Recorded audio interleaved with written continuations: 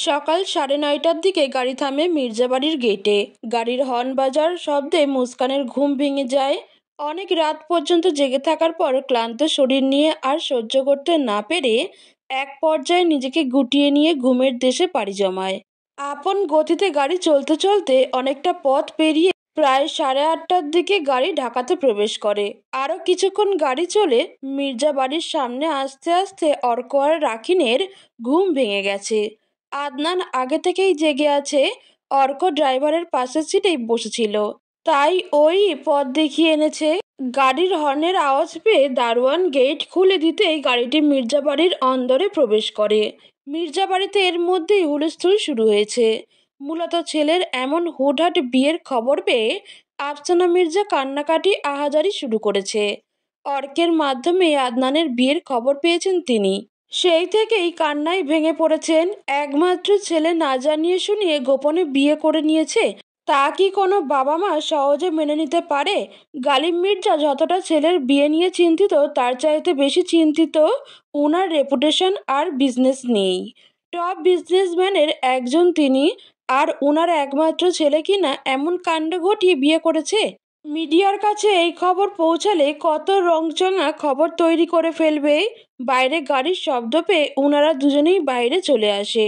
বাড়ির ভেতরে গাড়ি ঢুকতেই আদনান বের হয়ে আসে। বাবা মাকে দেখে কিছু না বলে ওনাদের এড়িয়ে বাড়ির ভেতরে প্রবেশ করে। আফসানা মির্জা কিছু বলতে গিয়েও বললেন না। উনি গাড়ির দিকে তাকিয়ে আছে, গাড়ি থেকে কোনো মেয়ে নামছে কিনা দেখার জন্য। গাড়ি থেকে একে একে অর্ক, রাকিন দুজনেই নেমে আসে, কিন্তু কোনো মেয়েকে নামতে না দেখে ভ্রু কুঁচকে আসে। কিন্তু পর মুহূর্তেই অর্ক গাড়ির দরজা খুলতেই একটা ফুটফুটে ফুলের মতো মেয়েকে নামতে দেখে মনটা কেমন করে ওঠে। মনে মনে একটা কথা বাজতে শুরু করে, ওনার আদনান কাউকে না জানিয়ে বিয়ে করে নিয়েছে। মুস্কান গাড়ি থেকে নেমে শাড়ির আঁচলটা দিয়ে নিজেকে আষ্টে পিষ্টে ঢেকে নেওয়ার চেষ্টা করছে। মুস্কানকে এমন অস্বস্তি ফিল করতে দেখে আফসানা মির্জা ওদের দিকে এগিয়ে যায়।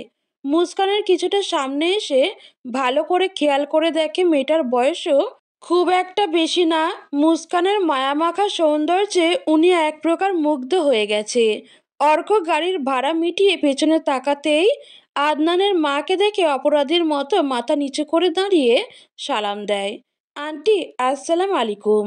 আফসানা মির্জা কিছু বলার আগেই অর্ক বলতে শুরু করে, আন্টি, আমাদের ক্ষমা করে দিয়েন। আমরা একটা বিপদে পড়ে গিয়েছিলাম, তাই এটা ছাড়া আর কোনো উপায় ছিল না। অর্ক আর রাকিন এক প্রকার ভয়ে আছে, ওনার কি রিয়াকশন হবে। কিন্তু ওদের ভাবনাকে ভুল প্রমাণ করে দিয়ে আফসানা মির্জা বলে, আমার ওই আধদামড়া ছেলের জন্য এই পরিটা কোথায় পাইলা? আফসানা মির্জার কথা শুনে অর্ক আর রাকিন যেন আকাশ থেকে পড়ল। ওরা ওনার কাছ থেকে এমন কথা আশা করেনি। ভেবেছিল একটু হলেও বকা দিবে, কিন্তু এখন তো উল্টো হচ্ছে। মুস্কান আফসানা মির্জার কথা শুনে বুঝতে পারে উনি আদনানের মা, তাই এগিয়ে এসে পা ছুঁয়ে সালাম করতে যায়। কিন্তু পা ছোঁয়ার আগেই মুস্কানের আটকে দিয়ে দাঁড় করিয়ে বলে, ও মা, পা ধরে সালাম করতে নেই তো। মা, তোমার নাম কি? মুস্কান মাটির দিকে তাকিয়ে নরম কণ্ঠে বলে, মুস্কান। আফসানা মির্জা মুস্কানের গাল ধরে বলে, বাহ, মাশাআল্লাহ, তোমার মতোই তোমার নামটাও সুন্দর। গালিব মির্জা এতক্ষণ ছেলের বিয়ে নিয়ে চিন্তিত থাকলেও এখন পুত্রবধূকে দেখে উনারও পছন্দ হয়ে গেছে। যেমন সৌন্দর্য, ঠিক তেমনই নরম কোমল ব্যবহার। ছেলের বউ এখন বাইরে দাঁড় করিয়ে রাখতে দেখে উনি আফসানা মির্জাকে উদ্দেশ্য করে বলে, কি গো, তুমি কি নতুন বউকে বাইরেই দাঁড় করিয়ে রাখবে? আগে তো বউকে ঘরে তোলো, পরে সব জানা যাবে। মুস্কান বুঝলো উনিই আদনানের বাবা, তাই ওনার পা ছুঁয়ে সালাম করে। আফসানা মির্জা কিছুক্ষণের মধ্যেই বরণডালা সাজিয়ে এনে নতুন বউকে বরণ করে ঘরে তুললেন। মুস্কান মির্জা বাড়ির বসার ঘরে বসে আছে। আফসানা মির্জা নতুন বউয়ের সাথে গল্প করতে চেয়েছিলেন, তাই ওকে এখনো রুমে নিয়ে আসা হয়নি। কিন্তু অর্ক আর রাকিন বাড়িতে ফিরবে, তাই ওদের জন্য রান্না বসিয়েছে। রান্না শেষ হতেই অর্ক আর রাকিনকে খাবার সার্ভ করে দিয়ে মুস্কানকে নিয়ে উপরে আদনানের রুমের দিকে পা বাড়ায়। গতকালের এমন সব ঝামেলার কারণে এখনও আদনানের মাথা ধরে আছে। তাই রুমে এসেই গোসলটা সেরে নিয়ে মাত্র ওয়াশরুম থেকে বের হয়েছে। পরনে শুধু ব্ল্যাক কালারের ট্রাউজার আর গলায় হোয়াইট টাওয়াল ঝুলানো। এর মধ্যেই মুস্কানকে দেখে নিয়ে আদনানের রুমে প্রবেশ করে। আদনান কাভার্ডের সামনে দাঁড়ানো ছিল। রুমে কারো উপস্থিতি উপলব্ধি করতে পেরে পেছনে ঘিরে মায়ার সাথে মুস্কানকে দেখে মাথাটা একদম গরম হয়ে আসে। মায়ের দিকে তাকিয়ে রাগী কণ্ঠে বলে, এই নষ্ট মেয়েকে আমার ঘরে এনেছো কেন? আফসানা মির্জা আদনানের দিকে তাকিয়ে বলে, ও তোমার বউ, ও তো তোমার ঘরেই থাকবে। আদনান মুস্কানের দিকে আগিয়ে শক্ত হাতে ওর গালটা চেপে ধরে দাঁতে দাঁত পিষে বলে, ওর মতো পাহাড়ি আনকালচার মেয়েকে আমি বউ হিসেবে মানি না। আর ও হচ্ছে সুবিধাবাদী। আদনান এমনভাবে মুস্কানের গাল চেপে ধরেছে যে মুস্কান ছোটার জন্য ছটফট শুরু করেছে। আফসানা মির্জা ঝাড়া দিয়ে আদনানের হাতটা ছাড়িয়ে দিয়ে বলে, আদি বেশি হয়ে যাচ্ছে কিন্তু। বিয়ে যখন করেছো তখন বউ হিসেবে মানতেই হবে। যাও, নিচে খাবার সার্ভ করে এসেছি, তাড়াতাড়ি খেয়ে নাও, দ্বিতীয়বার যেন বলতে না হয়। আদনান মায়ের সামনে নিজের রাগকে কন্ট্রোল করার চেষ্টা করে দাঁত কামড়ে মুস্কানের দিকে এক পলক তাকিয়ে কাভার থেকে টি শার্ট নিয়ে রুম থেকে বেরিয়ে যায়। প্রায় 35 মিনিট শাওয়ার নিয়ে চুল মুছতে মুছতে বের হয় মুস্কান। একটু আগে আফসানা মির্জা মুস্কানকে আদনানের ঘরে রেখে গেছে। যেহেতু হুটহাট এইসব ঘটনা ঘটে গেছে, তাই মুস্কানের কোনো জামাকাপড় নিয়ে আসার সুযোগ হয়নি। আফসানা মির্জা নিজের আলমারি থেকে কয়েকটা নতুন শাড়ি এনে মুস্কানকে দিয়ে গেছে। সেখান থেকে মেরুন কালারের জামদানি শাড়িটা পরেছে মুস্কান। লম্বা চুলগুলো ছাড়াই আছে, চুল বেয়ে টপ টপ করে পানি পড়ছে। মুস্কান চুলগুলো ঘাড়ের এক পাশে এনে টাওয়াল দিয়ে মুছার চেষ্টা করছে। এর মধ্যেই রুমে কারো আসার শব্দ উপলব্ধি করতে পেরে তাড়াতাড়ি চুলগুলো লুকিয়ে মাথায় কাপড় টেনে নেয়। পেছনে ঘুরে দেখার চেষ্টা করে কে এসেছে। পেছনে ঘুরে আদনানকে রুমে আসতে দেখে আঁচলটা ভালো করে মাথায় টেনে নেয়। রুমের ভেতরে ঢুকেই মুস্কানকে দেখে মাথা আবার গরম হয়ে আসে। গতকালের সেই ঘটনার পর থেকেই মুস্কানকে দেখলে রাগটা আরও বেড়ে যাচ্ছে। আদনান মুস্কানকে কিছু না বলে ড্রয়ার থেকে বাইকের চাবি আর ওয়ালেটটা নিয়ে বের হয়ে আসছিল, কিন্তু আবার পিছনে গিয়ে মুস্কানের সামনে দাঁড়িয়ে ওর দিকে ঘৃণিত চোখে তাকিয়ে দাঁতে দাঁত চেপে বলে, আমাকে বিয়ে করে আমার ঘরে উঠতে পেরেছিস বলে ভাবিস না, জিতে গিয়েছিস। আমি তোদের মতো মেয়েদেরকে হাড়ে হাড়ে চিনি। বড়লোকের ছেলে পেলে নিজে থেকে গায়ে পড়ে এভাবে জালে ফাঁসিয়ে বিয়ে করে নিস। আমাকে বিয়ে করে আমার বউ হওয়ার খুব শখ, তাই না? আমি আজকে রাতেই তোর শখ মিটিয়ে দিব। বলে মুস্কানের সামনে আর এক মুহূর্ত না দাঁড়িয়ে রুম থেকে বের হয়ে যায়। আদনানের কথাগুলো শুনে মুস্কানের চোখের কোণে অশ্রু জমতে শুরু করেছে, গায়ে কাঁপনও ধরে গেছে। মুস্কান চোখের জল মুছতে মুছতে মনে মনে বলে, জন্মের পরই কপালে সুখ ছিল না, আর এখন বিয়ের পর বরের কাছে সুখ খোঁজা তো বিলাসিতা ছাড়া কিছুই না। নিজের মনকে সান্ত্বনা দিয়ে চুল মুছে নেয়।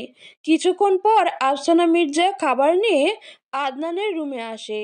খাবার নিয়ে রুমে এসে দেখে মুস্কান চুপচাপ ব্যালকনিতে দাঁড়িয়ে আকাশ দেখছে। আফসানা মির্জা খাবারের প্লেটটা টেবিলের উপর রেখে মুস্কানের কাছে যায়। মুস্কানের চোখের কোণে জল জমে আছে। মুস্কান আকাশের দিকে তাকিয়ে মনে মনে বলে, আব্বু আম্মু, তোমরা দুইজনই খুব স্বার্থপর। আমাকে একা করে দিয়ে তোমরা চলে গেলে। যাদেরকে বাবা মা বলে জেনে বড় হলাম, বড় হয়ে জানতে পারলাম তারা আমার কেউ না। কিন্তু দেখো, তারা আমাকে কত ভালোবাসে। কিন্তু দিন শেষে তোমাদের অভাব তো আর পূরণ হচ্ছে না।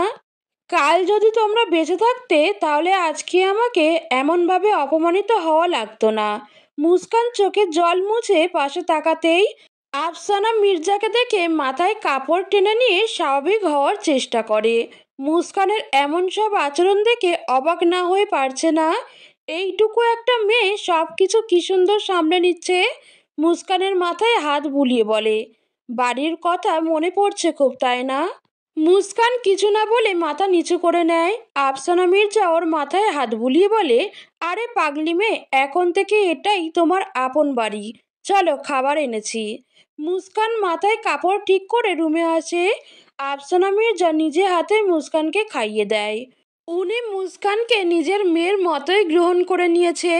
দুপুরের খাবারের পর অর্ক আর রাকিনের জোড়াজুড়িতে আফসানা মির্জা ওদের প্ল্যানে সামিল হয়েছে। দুপুরের খাওয়ার পর আদনান ওর রুমে চলে গেছে। মুস্কান আফসানা নিজের রুমেই বসে আছে। আফসানা মির্জা কতবার বলেছে রুমে গিয়ে কিছুক্ষণ রেস্ট নেওয়ার জন্য, কিন্তু মুস্কান ভয়ে উনার রুম থেকে এক পাও নড়ছে না। অর্ক আর রাকিন আদনানের রুমে চলে গেছে। আফসানা মির্জা মুস্কানের সাথে গল্প করতে করতে এক পর্যায়ে ঘুমের দেশে পাড়ি জমায়। মুস্কানও ঘুমিয়ে পড়েছে। আমাদের সমাজে এই দৃশ্য একদম বিরল। শাশুড়ি বৌমার এমন বন্ডিংটাই সকলে চায়। বিকেল কিছুটা বাড়তেই অর্কের প্ল্যান মতো রাকিন আদনানকে নিয়ে বাইরে চলে গেছে। মুস্কানও রুমের দিকে পা বাড়াবে না, এটাই সুযোগ। অর্ক কয়েক রকমের কাঁচা ফুল নিয়ে এসেছে, উদ্দেশ্য আদনানের রুমের বাসর ঘরের লুক দেওয়া। সেই উদ্দেশ্য অনুযায়ী কাজ করতে শুরুও করে দিয়েছে। এইদিকে বিকেল পেরিয়ে যত সন্ধ্যার দিকে এগোচ্ছে মুস্কানের ভয় ততটাই বাড়ছে। এখন সারাদিন না হয় শাশুড়ির সাথে থেকে কাটিয়ে দিল, কিন্তু রাতে কি করবে? জীবনে প্রথমবার কোনো পুরুষের সাথে এক বিছানায় শুতে হবে। রাতের কথা মনে পড়তেই আদনানের বলা কথাগুলো মনে পড়ছে। রাতে নিশ্চয়ই কোনো বড় ধরনের শাস্তি ওর জন্য অপেক্ষা করছে। রাতের খাবার শেষ হওয়ার কিছুক্ষণ পর মুস্কান আফসানা মির্জার ঘরে বসেছিল। আফসানা কিচেনে নিজের সকল কাজ গুছিয়ে রেখে রুমে এসে সেই যে আলমারির সামনে দাঁড়িয়েছে, এখনো দাঁড়িয়ে দাঁড়িয়ে মুস্কানকে উনার বিয়ের বিভিন্ন জিনিসপত্র দেখাচ্ছে। এক পর্যায়ে নিজের বিয়ের বেনারসিটা দেখিয়ে মুস্কানকে বলে, এটা হচ্ছে আমার বিয়ের শাড়ি, এটা পরেই তোমার শ্বশুরের সাথে আমার বিয়ে হয়েছিল। আজকে হিসেবে যেহেতু তোমাদের বাসর রাত, আজকে তুমি আমার বেনারসিটাই পরো।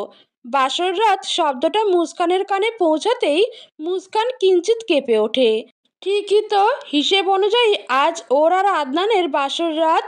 বাসর রাতের কথা শুনে মুস্কানের মনে নতুন করে ভয়ের সৃষ্টি হয়। আদনান যদি স্বামীর অধিকার নিয়ে ওর উপরে ঝাঁপিয়ে পড়ে, কিন্তু ও তো এখনো এগুলোর জন্য প্রস্তুত না। ওর ভাবনার মাঝেই আফসানা মির্জা নিজের বিয়ের অনেকগুলো গহনা বের করে মুস্কানের সামনে রেখেছে। মুস্কানের নাকটা খালি দেখে গহনার বাক্স খুলে নিজের ডায়মন্ডের ছোট্ট নাকফুলটা মুস্কানকে পরিয়ে দেয়।